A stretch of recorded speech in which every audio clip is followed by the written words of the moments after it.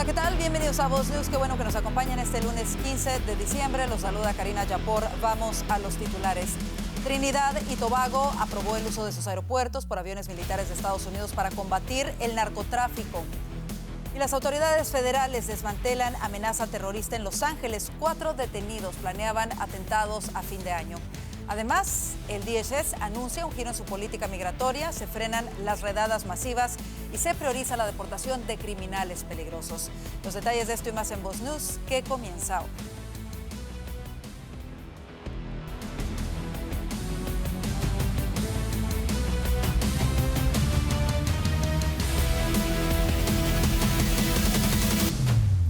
El presidente Donald Trump firmó una orden que declara el fentanilo como arma de destrucción masiva. Mientras tanto, crece la expectativa por una nueva reunión que sostendrán en Washington los secretarios de Estado y de Guerra de la administración Trump en el Congreso.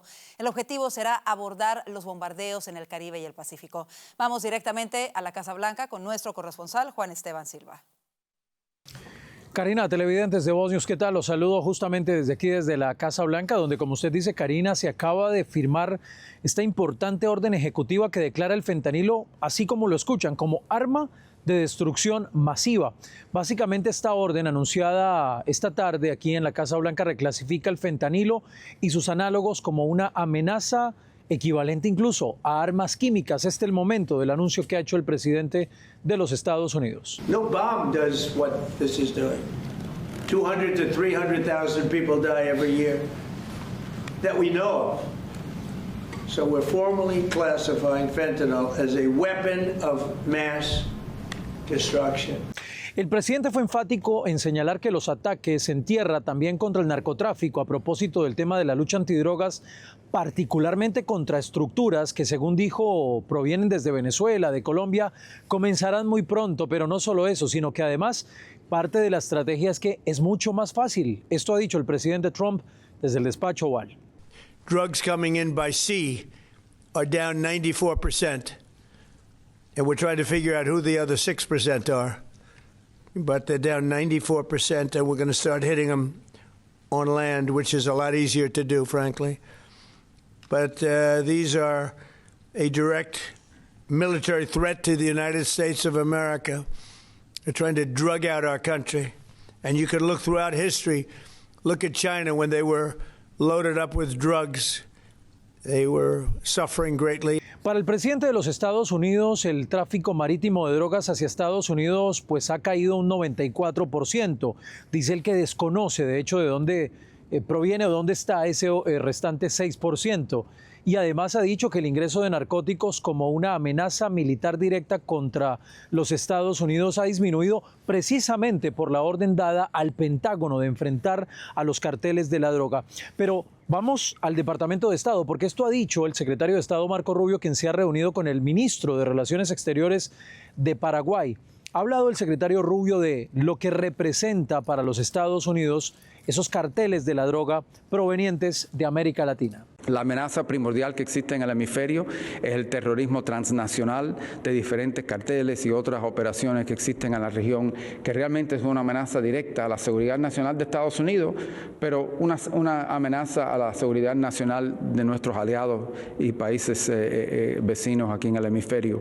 Esto fue hecho claro en los el documento de estrategia que salió hace solamente una semana, que dice muy claramente que la amenaza más seria que enfrentamos en esta región son estos grupos que en algunos países y en algunas regiones del hemisferio aún tienen más poder todavía que los propios gobiernos. Como dato les cuento, y esto es muy importante, mañana fuentes de Voz News han confirmado que estará el secretario de Estado Marco Rubio y el secretario de Guerra Pete Hegseth ante el Senado de los Estados Unidos sobre las 10 de la mañana hora del este aproximadamente, entregando un nuevo informe sobre esos bombardeos en el Caribe, en el Pacífico. Son más de 12 informes muy completos que ha entregado la administración Trump y, por supuesto, especialmente desde el lado demócrata, siguen las preguntas, siguen los cuestionamientos, pero la administración Trump defendiendo la legalidad de estos operativos que ya cobran la vida de más de 83 señalados criminales. Es la información para Voz News desde la Casa Blanca. Juan Esteban Silva. Gracias, Juan Esteban. En más información, las autoridades federales informaron haber desmantelado una amenaza terrorista creíble durante el fin de semana con el arresto de 4 presuntos miembros de un grupo extremista radical pro-palestino. Según el FBI, los detenidos se identificaron como parte de una rama del Frente de Liberación de la Isla Tortuga, organización con ideología pro-palestina, antipolicía y antigubernamental. La agencia señaló que planeaban atentados coordinados en Nochevieja y 5 puntos de Los Ángeles utilizando artefactos explosivos improvisados. Los 4 fueron capturados en Lucerne Valley, donde presuntamente se preparaban para probar los explosivos. Ahora enfrentan cargos de conspiración y posesión de dispositivos destructivos. El FBI agregó que una 5ª persona vinculada al mismo grupo fue arrestada en Nueva Orleans, acusada de planear un atentado por separado.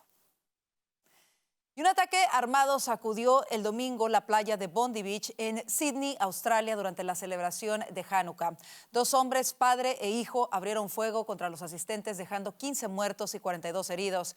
La policía de Nueva Gales del Sur confirmó que uno de los atacantes, de 50 años, murió en la balacera, mientras que su hijo, de 24, permanece hospitalizado. Las autoridades calificaron el hecho como un ataque terrorista y antisemita y aseguraron que no buscan a más sospechosos. La investigación sobre el ataque terrorista antisemita ha revelado que los responsables habrían actuado motivados por una ideología extremista, según confirmó el primer ministro de Australia, Anthony Albanese. Se informó también que encontraron artefactos explosivos improvisados en un vehículo cerca de la playa vinculado al sospechoso fallecido. Una de las cosas a destacar es que uno de los tiradores tenía un rifle Beretta BRX-1, un arma que es de acción de cerrojo en un lugar en donde hay estrictas regulaciones en contra de las armas de fuego. En otras cosas, el Departamento de Seguridad Nacional anunció un cambio en su estrategia migratoria. Las autoridades dejarán atrás las redadas masivas contra inmigrantes indocumentados y se concentrarán en aquellos con condenas por delitos graves. La medida será dirigida por Gregory Bovino, jefe de la patrulla fronteriza, y reducirá operativos en lugares como tiendas y lavanderías, antes frecuentes objetivos de ICE. El giro ocurre en medio de la caída de la aprobación en las políticas migratorias del presidente Donald Trump, que pasó del 42% al 33%, según el Public Religion Research Institute. Además, un sondeo de YouGov revela que la mayoría de los estadounidenses rechaza las redadas masivas. Aunque se limitarán las operaciones a gran escala, la patrulla fronteriza continuará con controles en puntos de acceso y detenciones de tráfico. Y Estados Unidos anunció el fin de los programas de reunificación familiar para ciudadanos de Colombia, Cuba, Ecuador, El Salvador, Guatemala, Haití y Honduras que tienen permiso de residencia temporal conocido como parol. Este gobierno pone fin al abuso del parol humanitario que permitía a extranjeros insuficientemente evaluados eludir el proceso tradicional de solicitud de reunificación que permite traer a familiares a vivir al país, anunció el Departamento de Seguridad Nacional en un comunicado. Los permisos de permanencia temporal o parol no fueron concebidos para usarse de esta manera y el DHS pasa a restablecer el permiso a una evaluación caso por caso, tal como lo dispuso el Congreso, añadió el texto. El gobierno del presidente Trump revocó en marzo el estatuto de residente temporal a unos 532,000 migrantes de Cuba, Haití, Nicaragua y Venezuela. Y un grupo de 20 estados demócratas demandó al presidente Trump por fijar en $100,000 la tarifa para las visas H-1B. La coalición liderada por California asegura que la medida del presidente fue ilegal, dado que excede los límites autorizados por el Congreso y la autoridad otorgada al Poder Ejecutivo bajo la Ley de Procedimientos Administrativos. La medida anunciada por Trump en septiembre afectó a todas las solicitudes presentadas después del 21 de septiembre, otorgándole a la secretaria de Seguridad Nacional, Kristi Noem, discrecionalidad total para decidir qué solicitudes están sujetas a la nueva tarifa y cuáles no. Rob Bonta, fiscal general de California, aseguró que la medida de Trump estaba aumentando los costes por capricho. En más información, un gran jurado federal en Oklahoma City ha acusado formalmente a la directora ejecutiva de la sección local de Black Lives Matter por presunto lavado de dinero y fraude. Según la acusación, Tashela Shamore Dickerson habría malversado al menos $3.1 millones destinados a la misión de justicia social de Blomhoek, desviándolos a sus cuentas personales entre junio de 2020 y octubre de 2024. Los fiscales señalan que el dinero se utilizó para viajes recreativos a República Dominicana y Jamaica, la compra de un vehículo, 6 propiedades en Oklahoma City, además de gastos personales como alimentos y compras por decenas de miles de dólares. Enfrenta ahora un proceso judicial que podría marcar un precedente en la fiscalización de organizaciones sociales en Estados Unidos. ¿Qué le parece? Y se acaba el tiempo para extender los subsidios de salud y millones de estadounidenses podrían enfrentar un fuerte aumento en sus primas. La ley de cuidado de salud asequible está en juego y si el Congreso no aprueba una extensión o un plan alternativo antes de enero, los costos de los seguros se dispararían. Vanessa Vallejo nos cuenta cómo avanza esta importante discusión en el Capitolio. Vanessa. Republicanos y demócratas se preparan esta semana para votar en la Cámara de Representantes sus propuestas respecto a los seguros de salud. Esto ocurre a menos de 3 semanas de que los subsidios al Obamacare expiren. Si efectivamente expiran y no se logra aprobar alguna alternativa o alguna extensión, millones de americanos verán cómo los precios de sus seguros de salud se ven disparados. El plan de los republicanos, que será votado probablemente el miércoles, no extiende los subsidios de la Ley de Cuidado de Salud Asequible que están por expirar. La propuesta republicana ampliaría la disponibilidad de los planes de salud colectivos y de los llamados acuerdos Choice. Impondría también nuevos requisitos de transparencia a los administradores de beneficios farmacéuticos para reducir los costos de los medicamentos y asignaría fondos para la reducción de costos compartidos con el fin de disminuir las primas en el mercado individual. Veamos al speaker Mike Johnson hablando de los problemas de Medicare y lo que viene en la Cámara de Representantes esta semana.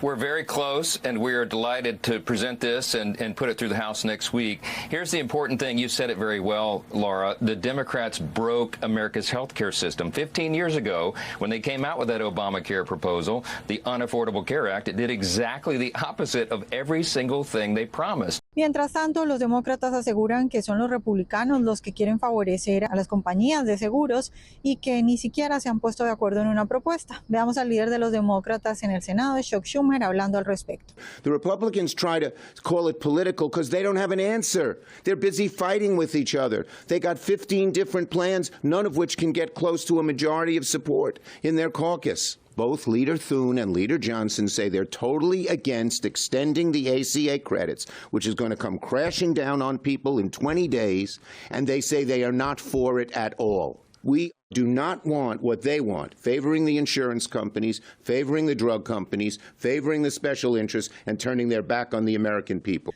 Por su parte, el presidente Trump ha dejado clara cuál es su propuesta y ha dicho que no quiere que las compañías de seguros se hagan ricas a costa del sufrimiento de los americanos. Veamos. Well, I think what most Republicans want to see is what I want to see. And I leave it to them, and hopefully they're going to put great legislation on this desk right here. We want to see all of the money that's been squandered and given to insurance companies because Obamacare is horrible health insurance. It's far too expensive, and it always has been. But what it really is a way of making insurance companies rich. Pues la discusión entre los republicanos es cada vez más fuerte, además de la propuesta que hemos mencionado. Hay al menos otras 3 propuestas, una incluso que incluye extender los subsidios al Obamacare. Sin embargo, ninguna de las propuestas republicanas por ahora parece tener el suficiente apoyo, incluso dentro del partido. Un nuevo tiroteo en una institución educativa sacude al país y deja un saldo mortal. Las autoridades aún buscan al responsable. Ya volvemos con esto y más aquí a Voz News. Llevar a tu familia al médico no debería costar tanto. Con Voz Salud, toda tu familia recibe atención ilimitada, virtual o presencial, y más de 400 medicamentos genéricos totalmente gratis. Desde un simple resfriado hasta el manejo de enfermedades crónicas, todo está cubierto, desde solo $1 al día. Visita salud.voz.us y protege la salud de tu familia hoy mismo.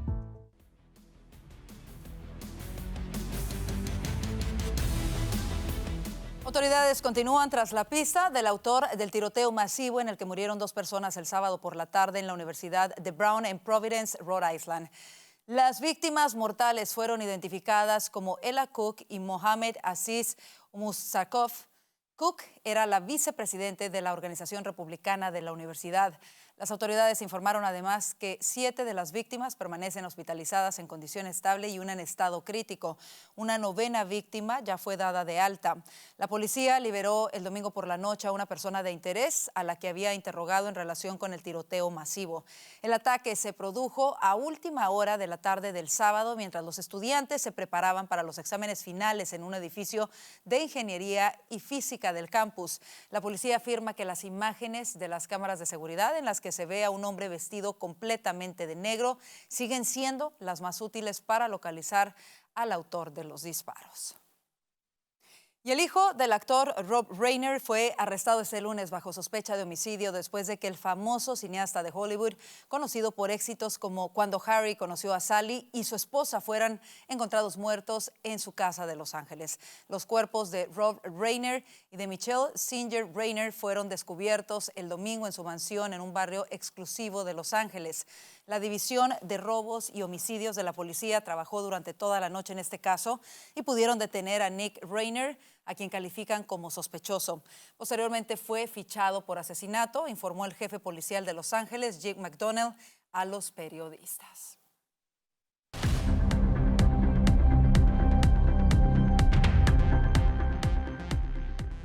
El peso mexicano vive uno de sus momentos más fuertes frente al dólar, pero surgen dudas sobre si esta fortaleza refleja una economía sólida o si responde a factores externos que impulsan su valor. Nuestro corresponsal en México, Alejandro Roldán, nos tiene los detalles. Alejandro. Así es, Karina, es un gusto saludarte. Desde mediados de 2024 no se registraba que el tipo de cambio del peso mexicano frente al dólar se ubicara por debajo de los 18 pesos por unidad.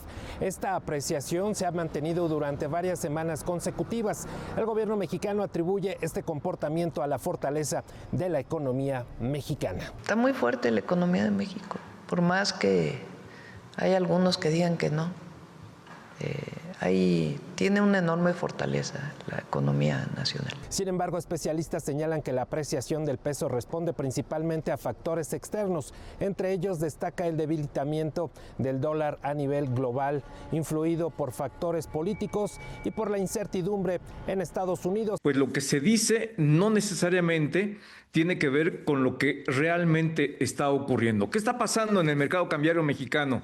En el mercado cambiario mexicano lo que estamos viendo es una reacción muy congruente con lo que está pasando en el principal mercado que tiene México, el principal mercado comercial que tiene nuestro país y que es el mercado de Estados Unidos. Otro de los factores claves son las altas tasas de interés en México que resultan atractivas para los inversionistas. Estos flujos de capital obligan a los extranjeros a comprar pesos, incrementando su demanda y fortaleciendo su valor. Lo que está pasando en Estados Unidos es que el presidente Donald Trump, desde su llegada al gobierno, decidió que para los fines políticos y económicos de su gobierno necesita un dólar débil.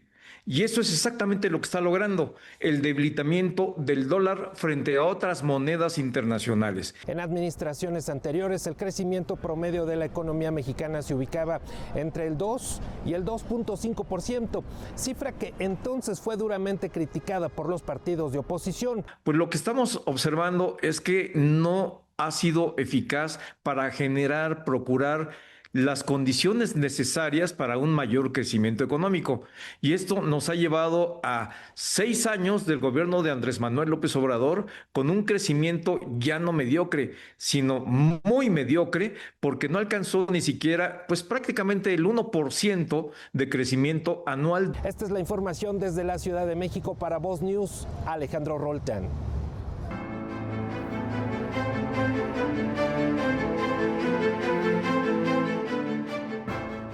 El candidato de derecha, José Antonio Kast, arrasó en el balotaje del domingo y será el próximo presidente de Chile. El abogado conservador de 59 años se impuso con un 58% frente a la comunista Janet Jara, que representaba a una coalición de izquierdas. Escuchemos parte del discurso de Kast luego de difundirse los resultados electorales. Vamos a restablecer la ley, vamos a restablecer el respeto a la ley en todas las regiones. Vuelvo a insistir, no nos pidan milagros, pídanos energía, pídanos consecuencia, pídanos valentía, pídanos firmeza, pídanos grandeza para unir al país. Parte del trabajo mañana, el trabajo prepresidencial, y el trabajo presidencial parte el 11 de marzo, donde todos tenemos que sorprender a los chilenos. Así que, ¡viva Chile! ¡Viva Chile! ¡Viva Chile! Que Dios nos bendiga a nosotros y a sus familias.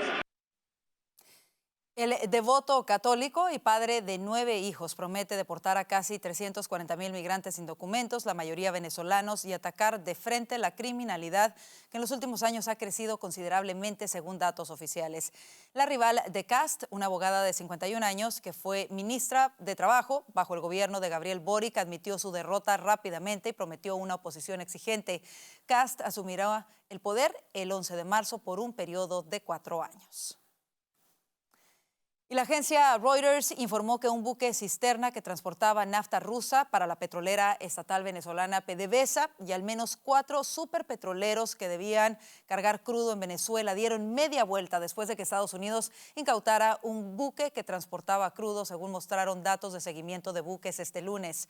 La Guardia Costera de los Estados Unidos interceptó e incautó la semana pasada un superpetrolero que transportaba 1.85 millones de barriles de petróleo pesado venezolano vendido por PDVSA, lo que evidencia la creciente tensión entre Venezuela y Estados Unidos, que ha intensificado la presión sobre el dictador Nicolás Maduro.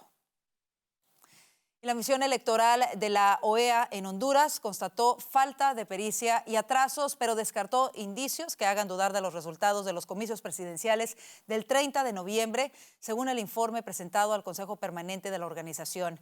El retraso de las autoridades electorales para entregar los resultados definitivos no es justificable, declaró el ex canciller paraguayo Eladio Loaizaga. Esto al momento de leer el informe. Honduras cumple este lunes 2 semanas sin saber quién será su próximo presidente, tras unos comicios en los que el candidato conservador Nasri Asfura, apoyado por el mandatario estadounidense Donald Trump, logra menos de 2 puntos porcentuales de ventaja sobre el también derechista Salvador Nasrallah. Y hoy, 15 de diciembre, se estrena en varias salas de cine del país la cinta The Case for Miracles, un documental protagonizado por el ex ateo y periodista de investigación Lee Strobel. Strobel explora si los milagros aún ocurren hoy en día a través de historias personales, entrevistas con expertos y su propia experiencia de la incredulidad en la fe. Tuvimos la oportunidad de entrevistar en nuestros estudios al director Manny Sandoval y al productor Gil Sandoval y queremos compartir parte de esta entrevista con ustedes. De verdad me entusiasma muchísimo este proyecto y la primera pregunta que se me viene a la mente es ¿cómo se desarrolla la secuencia de este documental? Sí, mira, la película está inspirada por el libro The Case for Miracles, entonces eso es un reto muy grande y muy duro, pero la película tiene 5 testimonios de milagros alrededor del mundo. Entonces no solo es como en África, tenemos en Venezuela, en Estados Unidos, en otros países. Y lo que estamos tratando de demostrar es que Dios se está moviendo hoy, ahorita, en muchos lugares, diferentes culturas, de diferentes maneras. Por supuesto. Y justo yo creo que hay muchísima gente que es escéptica de si los milagros existen y de si ocurren hoy en día. ¿Qué tan difícil fue para ustedes y cómo lograron encontrar los testimonios que se reúnen en esta película? Pues mira, la verdad, se nos hizo un poco fácil ese tema porque Lee Strobel hizo todo el trabajo ya. Entonces, él hizo todo el trabajo para investigar. Él es increíble. Entonces, él investigó todos los milagros, él investigó todos los datos, toda la gente. Entonces, él trajo esas historias y nosotros lo que intentamos es hacerlo más cinemático para que sea una experiencia. Pero también incluimos ahí experiencias personales para nosotros, como la historia de nuestro papá. Nuestro papá también era ateo. Nuestro papá tiene su historia y el milagro de él fue que él era una persona un día y Dios lo cambió así, en un momento. Y desde ese momento su vida nunca fue igual. Entonces, ese para nosotros fue un milagro de nuestra familia y Dios contestó la oración de nuestra mamá. Entonces, para nosotros, ese milagro cambió la trayectoria de toda nuestra familia. Y también incluimos el testimonio de nuestro amigo Daniel Calvetti.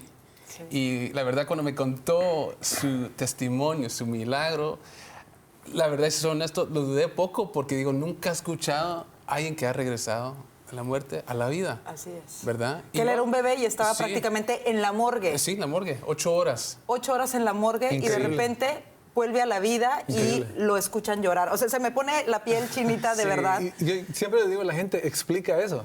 Así es. Explícanos eso. O sea, ¿cómo algo es más contundente que eso, como regresar de la vida a la muerte y no de la muerte a la vida y no de una muerte de 1 minuto, 2 minutos. Estamos hablando de 8 horas. Ya fue pronunciado muerto.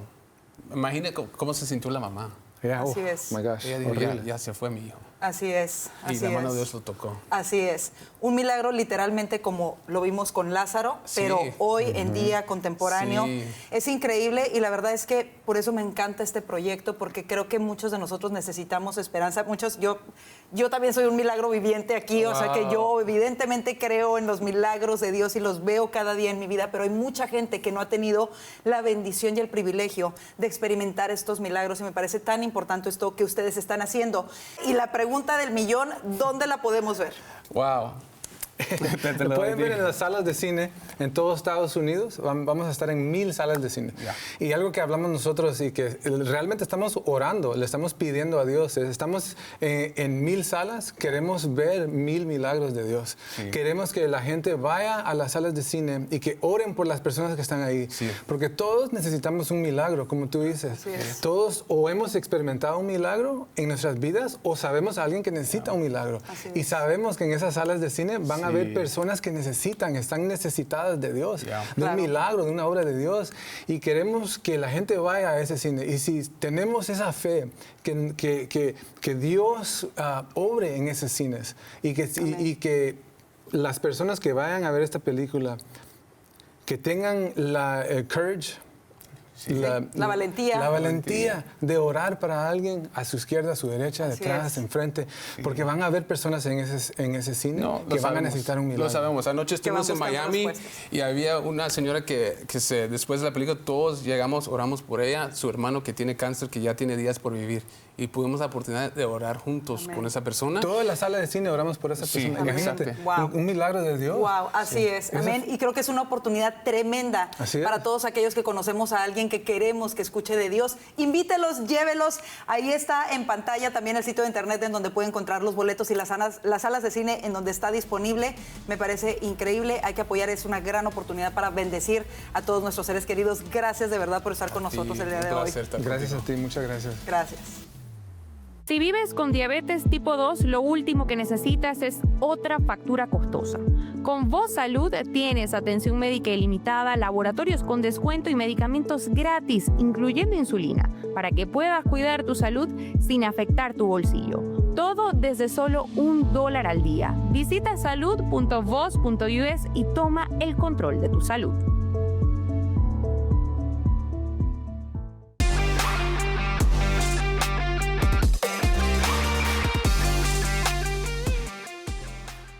Como le informamos, varios reportes afirman que las autoridades dejarán atrás las redadas masivas contra inmigrantes indocumentados y se concentrarán en aquellos con condenas por delitos graves. El giro ocurre en medio de la caída en la aprobación de las políticas migratorias del presidente Donald Trump, que pasó del 42% al 33%, esto según un estudio del Public Religion Research Institute. Para analizarlo a profundidad, le damos la bienvenida a Vanessa Vallejo, analista político de Voz, Alfonso Aguilar, abogado y analista político de Voz, y a Orlando Avendaño, periodista y analista político de Voz. Feliz inicio de semana, compañeros. Comenzamos con este tema que ha sido bastante polémico. Alfonso, ¿cómo interpretas la decisión aparente del Departamento de Seguridad Nacional de reducir las redadas masivas en un contexto en donde la aprobación de las políticas migratorias del presidente han caído del 42 al 33%, al menos en este estudio? ¿Cómo lo ves? Mira, yo creo que de ser cierto tiene sentido, ¿verdad? Y creo que responde a dos factores. Primero, el tema político que tú mencionas. La mayoría de los americanos apoyan las deportaciones, pero de criminales. Yo creo que estas deportaciones arbitrarias, deteniendo a gente que no tiene antecedentes penales en la calle, haciendo redadas masivas, pues no han caído bien, no solo con la comunidad hispana, pero con los votantes en general, y creo que las encuestas así lo demuestran. Por otra parte, yo creo que, como dije, o sea, el voto hispano es importante. Hemos visto en Virginia, en Nueva Jersey, en los resultados de las elecciones para la gobernación, que el voto hispano regresó a como estaba antes de las elecciones del 2024. Entonces ha habido como un retroceso, ¿no? Entonces yo creo que me parece que tiene sentido. Por otra parte, eso es lo que se nos había prometido, ¿verdad? Durante la campaña, ¿verdad? O sea que si públicamente dice que están cambiando de curso, sería como reconocer de que efectivamente no estaban siguiendo lo que habían prometido, que empezaron a deportar a todo el mundo y eso no es lo que se había prometido. O sea, yo creo que la gente apoya las remociones con tal que se enfoque en personas que no deberían estar aquí, que están poniendo en riesgo la seguridad de los ciudadanos. Claro. Entonces, habrá que ver, pero recordemos que en el pasado el presidente a veces ha hecho declaraciones muy positivas, como cuando dijo que había que buscar una manera de crear un mecanismo para que los trabajadores ilegales agrícolas se quedaran en el país y no pasó nada con eso. Entonces, por eso tomo con pinzas estos últimos artículos para ver si realmente la política cambia. Claro. Porque sabemos que hay personas dentro de la administración que les gustaría continuar con las deportaciones masivas arbitrarias para tratar de remover a todo el mundo, aunque no tengan antecedentes penales. Claro, y hasta este momento no ha habido alguna comunicación oficial en ese sentido. Hay reportes que citan a fuentes de la Casa Blanca, pero no hay nada confirmado. Ahora, Orlando, ¿tú crees que esto se debe a que realmente quieren simplemente enfocarse en los inmigrantes con condenas por delitos graves para fortalecer la seguridad nacional, o más bien responde a la presión de la opinión pública que ha rechazado las redadas masivas? ¿Cómo lo ves? Sí, yo creo que responde a la presión, ¿no? En el fondo, la política migratoria del presidente y la que apoya gran parte de los simpatizantes del presidente tiene que ver con la expulsión de inmigrantes ilegales. Y yo creo que eso es un poco lo que estaba determinando la política, es decir, lo que se había diseñado. Las personas que estaban encargadas tanto de seguridad nacional como quienes diseñaban la política doméstica querían la expulsión de inmigrantes ilegales. Por ejemplo, el caso de Kristi Noem o el subsecretario de gabinete, el señor Miller, pues esto se trata de la expulsión de ilegales. Pero yo creo que en general en el Partido Republicano, los simpatizantes de Trump, entre los americanos, hay un matiz, ¿no?, que es importante plantear, una sensibilidad particular que además es muy pragmática, es decir, no es simplemente no expulsar a aquellos que no hayan cometido delitos o que no tengan historial criminal por razones humanas, sino por razones económicas también. Estados Unidos no se puede dar el lujo de simplemente expulsar a todo inmigrante ilegal, a todo indocumentado, independientemente si lleva 2 décadas contribuyendo con la economía americana, porque la verdad es que no hay cómo sustituir esa mano de obra a ese trabajador, no hay cómo dinamizar la economía en un momento en el que se está incentivando la producción nacional si tú sacas del mercado una parte importante de esos trabajadores. Entonces, claro, desde el punto de vista pragmático, también es sensible jerarquizar las deportaciones y obviamente limitarlas a inmigrantes ilegales que hayan entrado durante la era Biden y que hayan cometido delitos o tengan historial criminal, y ya. Claro, y de alguna manera ser más efectivos, ¿no?, en los recursos. Lo hemos comentado muchísimas veces, cuesta miles de dólares la deportación, el proceso de deportación de cada individuo.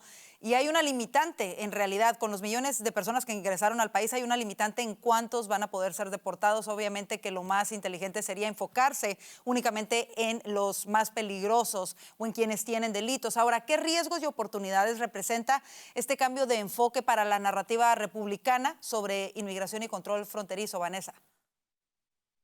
Yo creo que es una oportunidad para ganar, digamos, a esa comunidad hispana que de pronto se ha visto, se siente como enojada o se siente incluso traicionada por la forma en la que esta administración ha llevado a cabo cierta parte de la política migratoria, no necesariamente el presidente, pero de pronto algunas de las personas que están en su círculo más cercano y a cargo o que tienen autoridad sobre este tipo de situaciones. Yo creo que ya después de casi un año en el que queda claro que es difícil, que es muy difícil deportar a una persona, que es difícil llevar a cabo o cumplir con esas, digamos, metas obsesivas y tan grandes que algunos dentro de la administración quieren. Creo que en este momento lo que han dicho o lo que de pronto se han dado cuenta muchos dentro de la administración es no solo que eso puede estar afectando la opinión pública y el voto en la comunidad hispana, sino también que no tiene sentido obsesionarse con números. La idea no es deportar a todo el mundo y entre más números mejor. La idea es deportar a los que haya que deportar porque definitivamente son un peligro y no contribuyen al país. Yo diría que no solo los criminales, sino, por ejemplo, esa gente que no se le hizo un chequeo, esa gente que, por ejemplo, yo entiendo que en las encuestas lo que yo leo es que muchos americanos, además de la gente criminal, que obviamente a todo el mundo le molesta que los inmigrantes vengan a recibir ayudas. Entonces, de pronto, solucionar ese asunto y hacer una limpieza sobre quienes reciben las ayudas también puede contribuir a solucionar esta situación, pero yo lo veo como una oportunidad de arreglar en realidad las cosas. Bueno, y también quizá de aquellos que no se asimilan a los Estados Unidos de Norteamérica y sus valores, ¿no? También creo que en orden, si hablamos de orden de prioridades, quizá ellos deberían de estar después de criminales y de personas que viven evidentemente de los fondos públicos. Ahora, también de cara a las elecciones de medio término, sabemos que este tema va a ser importantísimo, lo fue en las elecciones pasadas, lo va a hacer este año que viene. Alfonso, se dice que el presidente Trump estará más activo en las campañas para estas próximas elecciones. ¿Qué tanto puede impactar en los resultados el apoyo del presidente? Y ¿sería positivo o no? ¿Puede ser positivo o contraproducente para quienes reciban el apoyo del presidente? ¿Cómo lo ves? Bueno, yo creo que es positivo. Lo vimos el 2024, que tener al presidente haciendo estos rallies multitudinarios, haciendo campaña continuamente, con mucha energía, pues ciertamente creó un momentum que lo llevó a ese triunfo grande. Yo creo que tenerlo a él en la campaña, apoyando candidatos al Congreso y al Senado, pues yo creo que hace una diferencia. Pero no lo es todo, ¿verdad? Antes se estaba corriendo en contra del récord de Biden, que había sido un desastre con los precios sumamente altos, la inflación que llegó a 9%, pero ahora también el presidente tiene que enfrentar la situación económica actual, donde los precios se mantienen altos, tenemos el tema de las deportaciones, entonces la dinámica ha cambiado. Yo creo que es bueno que el presidente haga campaña, yo creo que genera entusiasmo, energiza a la base, pero aún así la administración tiene que hacer su trabajo para que de aquí a unos meses los precios empiecen a bajar en el supermercado y que efectivamente con las deportaciones se vea un cambio. Quería decir una cosa adicional sobre las deportaciones, y Vanessa creo que estaba aludiendo a ello. El tema de... Había una división interna dentro de la administración sobre cómo proceder con las deportaciones. Ha sido el zar de la frontera, Homan, que ha dicho que no tiene sentido el sencillamente enfocarse en números, en detener a todo el mundo arbitrariamente, porque sencillamente, primero, es muy difícil deportar a todo el mundo porque claro.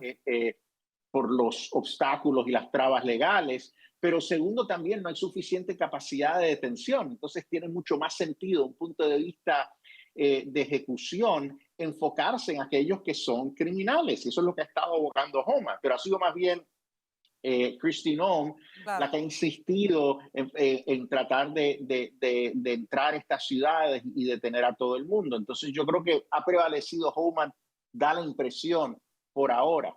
Claro, y ahora que tocas ese punto, se ha dicho también, se ha escuchado que los días de la secretaria Noem podrían estar contados al frente del Departamento de Seguridad Nacional.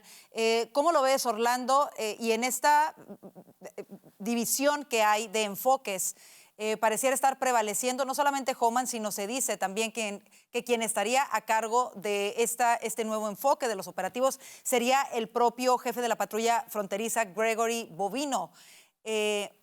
¿Cómo lo ves? Bueno, efectivamente, esos reportes vienen amontonándose. En teoría, la secretaria de Seguridad Nacional podría salir pronto. Hay frustración con respecto a su desempeño, pero no hay claridad sobre exactamente qué es lo que está generando la frustración. Porque por un lado tienes este abordaje nuevo que le va a dar la administración a la política migratoria y toda la estrategia de deportación, en parte por la baja en la popularidad, el rechazo de ciertos sectores republicanos y la sangría que hay de los hispanos del movimiento MAGA, pero al mismo tiempo los reportes indican que la frustración que hay con la secretaria Noem es porque no es lo suficientemente eficiente o no está deportando la suficiente cantidad de gente que espera mostrar la administración a final de año. Entonces, por un lado uno pensaría, bueno, la administración efectivamente quiere priorizar las deportaciones, jerarquizar y sensibilizarlas, pero por el otro lado quiere que haya muchísimo más volumen y que esto se haga de una manera mucho más efectiva y rápida. Entonces, no sé exactamente en qué dirección va. Ojalá prevalezca la sensatez que permita a la administración diseñar una política migratoria efectiva, eficiente, con un volumen, pero que ese volumen esté lleno de gente con récord criminales y que haya cometido delitos en los últimos años. Claro, y todo esto es extraoficial, no hay nada oficial, por supuesto. Vamos a cerrar el tema contigo, Vanessa. ¿Quién podría, en una eventual remoción de Kristi Noem, quién podría llegar o qué perfil de persona podría llegar a ocupar el cargo? ¿Alguien más moderado o quizá más duro, como lo señala Orlando?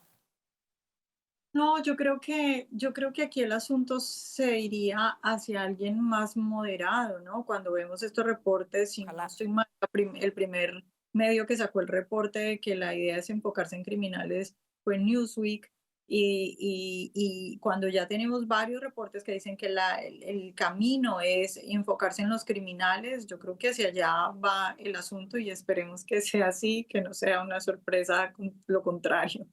Ojalá que así sea. Con eso nos vamos a la pausa comercial. Quédese con nosotros, ya volvemos con más del panel de voces.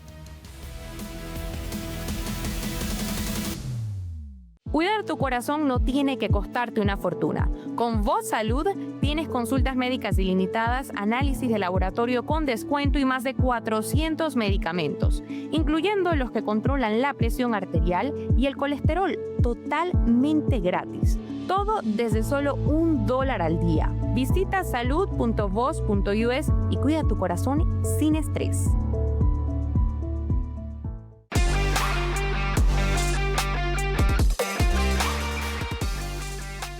Este fin de semana se produjo un ataque antisemita por 2 terroristas musulmanes en Australia. El hecho ha dejado 15 muertos y decenas de heridos. Regresamos con nuestros analistas para hablar de esto tan terrible. Y la pregunta en general es, ¿está la sociedad occidental ante un verdadero peligro frente a estos grupos extremistas? Y comienzo contigo, Alfonso, ¿cómo lo ves? Yo creo que sí, y no creo que estamos señalando o diagnosticando adecuadamente el problema. Cuando escucho al primer ministro albanese de Australia, vuelve a decir que la motivación fue una ideología radical. Bueno, una ideología política radical, pero una ideología religiosa también, que proviene de una visión religiosa islamista. Entonces, que tiene una manifestación política, definitivamente, pero sabemos muy bien que ese islamismo fundamentalismo es una amalgama de visión política, de sentirse victimizados por Occidente, pero por otra parte también una visión islamista de expansión, antijudía, o sea que no es meramente político. Y yo creo que la violencia que estamos viendo en Estados Unidos y en Occidente proviene de musulmanes que son activistas, que son extremistas en su religión. Entonces hay que llamarlo por su nombre. Australia, curiosamente, tiene la comunidad de judíos que sobrevivieron el holocausto más grande después de Israel. Yo no sabía eso. Y es una pena que esto haya sucedido, pero tenemos que despertarnos. Hay un problema en el Islam y hay que decirlo.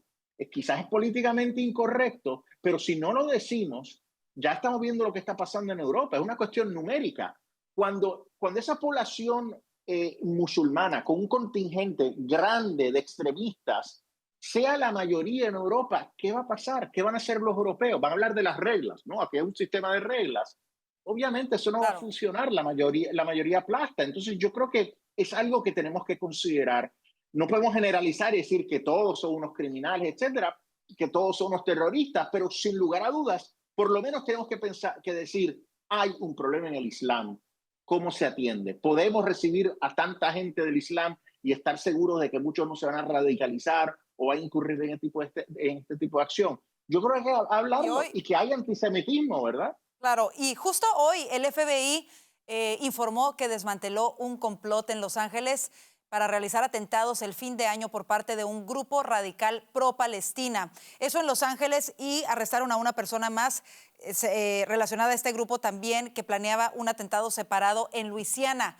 ¿Estamos seguros en Estados Unidos? Ya no es algo que está en realidad fuera de nuestras fronteras, sino, como lo señala Alfonso, está también aquí. En este caso, afortunadamente, las autoridades lograron desmantelarlo a tiempo. ¿Cómo lo ves, Vanessa? ¿Y qué medidas debería de tomar esta administración para prevenir este tipo de ataques? Es una situación muy difícil, particularmente para la comunidad judía. Yo, por ejemplo, hoy escuchaba la entrevista a una persona judía en Australia y decía, es que estoy en Australia, y ni siquiera en Australia o en países tan desarrollados podemos estar seguros. Y yo creo que a veces uno no se pone como en los zapatos de estas personas. Yo tengo una amiga que es judía y me decía el otro día que ella había dejado de usar una cadenita que usaba con la estrella porque sentía que era peligroso, que había dejado de hablar hebreo acá en Washington, D.C. porque sentía que era peligroso. Y es muy triste todo eso. Obviamente, además de la comunidad judía, que es la principal afectada por todo esto, también en general los americanos se ven afectados por todos estos atentados. Y creo que aquí hay un problema muy grande que va relacionado con lo que decía Alfonso, de que al menos hay que reconocer el problema, o que al menos es el primer paso. Es decir, por ejemplo, el judío con mayor puesto en este momento, creo que en la historia de la política, del Congreso, pues es Schumer. ¿Qué ha dicho Schumer al respecto? De hecho, si no estoy mal, creo que Schumer en estos días sacó un tweet diciendo que no a la islamofobia en medio de todo lo que estaba pasando, y retuiteando a alguien que hablaba en contra de este extremismo musulmán y el ataque a los judíos. Entonces, es que si ni siquiera el propio Schumer, si ni siquiera líderes demócratas judíos ponen la situación sobre la mesa, viendo que es su propia comunidad, en realidad tenemos un problema muy grande. Claro, y además hay también informes que después del triunfo de Mandami se están multiplicando musulmanes que quieren aspirar a posiciones de poder y de gobierno en los Estados Unidos. Hemos visto lo que ha sucedido en algunas comunidades, como en Minnesota, en otras comunidades también. Hay un problema, Orlando. ¿Está todavía Estados Unidos a tiempo? Por mencionar algo, el intento de implementación de Sharia Law en Texas, que ha estado peleando el gobernador Greg Abbott. ¿Se está saliendo de las manos la expansión del islamismo en los Estados Unidos? ¿Cómo lo ves? Sí, a ver, como tal, en temas culturales no es un problema como lo vive Europa. Hay comunidades con fuerte presencia islámica. Lo veíamos en Minnesota, en Nueva York también ha crecido muchísimo, lo veíamos incluso en un estado como Texas, pero son pequeñas comunidades, son bastante aislados los casos, etcétera. No es ni remotamente, gracias a Dios, el caso de Europa, donde tienes ciudades enteras, capitales de Europa, tomadas por el Islam. Ahora, eso no quiere decir que haya que desatender este problema. ¿Qué tan lejos estamos de eso, no? Sería la pregunta. Sí, es la gran pregunta. Yo creo que todavía falta, sobre todo ahora que el presidente Donald Trump ya ha podido revertir la política migratoria de Biden. Creo que Biden había acelerado ese proceso de infiltración y de asentamiento de comunidades islámicas. Pero el problema, más allá de cultural de ciertas comunidades, es el problema de la infiltración del terrorismo islámico. No estamos seguros en lo absoluto. Estados Unidos es hoy un país vulnerable. en el que en cualquier momento podría ocurrir otro atentado terrorista, en cualquier momento y en cualquier ciudad. Entonces, no sé exactamente cuál va a ser una política para frenar eso, dado que cualquier ciudadano, incluso habiendo nacido en Estados Unidos y habiéndose criado y formado en Estados Unidos, pudiera terminar simpatizando con estos grupos terroristas y terminar ejecutando un atentado terrorista. Esto es una ideología y es una religión radical, fundamentalista, que trasciende fronteras, que no es necesario que tú viajes a Medio Oriente para que te radicalices, sino que lo puedes hacer desde tu habitación, la habitación Claro. de tu casa, viviendo con tus padres y nadie se da cuenta. Entonces esto es un problema serio, hay que atenderlo desde el punto de vista cultural, pero también hay que reforzar la seguridad de las ciudades. A mí lo que me preocupa es que a veces pasa por debajo de la mesa o desapercibido cosas que parecieran muy sutiles, como lo que pasó en Dearborn, Michigan, en donde se nombró una calle con el nombre de este libanés, Osama Siblani, que estaba a favor del grupo terrorista Hezbollah, y que cuando un residente de la ciudad va y le reclama al alcalde musulmán, el alcalde musulmán le dice que no es bienvenido en la ciudad y que va a hacer una fiesta el día que se vaya. O sea, se están reemplazando los valores norteamericanos estadounidenses por esta ideología y celebración del terrorismo. No podemos dejar pasar esto desapercibido, de verdad. Terrible. Y ese es el balance que hay que hacer en una democracia liberal, ¿verdad? O sea, permitir la libertad de expresión, pero al mismo tiempo estar velando por esos retos a la seguridad interna del país. Y si eso significa que estos ataques continúan y tenemos que impedir que ciertas personas entren al país por las expresiones que emiten, pues habrá que hacerlo. Lo que hablábamos en el segmento anterior, ¿no? Simple y sencillamente personas que no se asimilan a los valores occidentales y a los valores estadounidenses. Vámonos rápidamente a nuestro siguiente tema. Se acaba el tiempo para extender los subsidios de salud y millones de estadounidenses podrían enfrentar un fuerte aumento en sus primas. La ley de cuidado de salud asequible está en juego y bueno, si el Congreso no aprueba una extensión o un plan alternativo antes de enero, los costos de seguros van a dispararse. Vanessa, quiero comenzar contigo este tema. Tú lo has estado siguiendo de cerca. Los demócratas quieren extender estos subsidios por 3 años. ¿Qué proponen los republicanos? Pues hay al menos 4 propuestas de los republicanos y en realidad es que no se ponen de acuerdo. La que se va a votar probablemente este miércoles, específicamente lo que propone es ampliar la disponibilidad de los planes de salud colectivo y de esos que son los que se llaman choice, que son como más, que cubren menos, pero permitir a la gente entonces que pueda pagar menos por esos que cubren menos.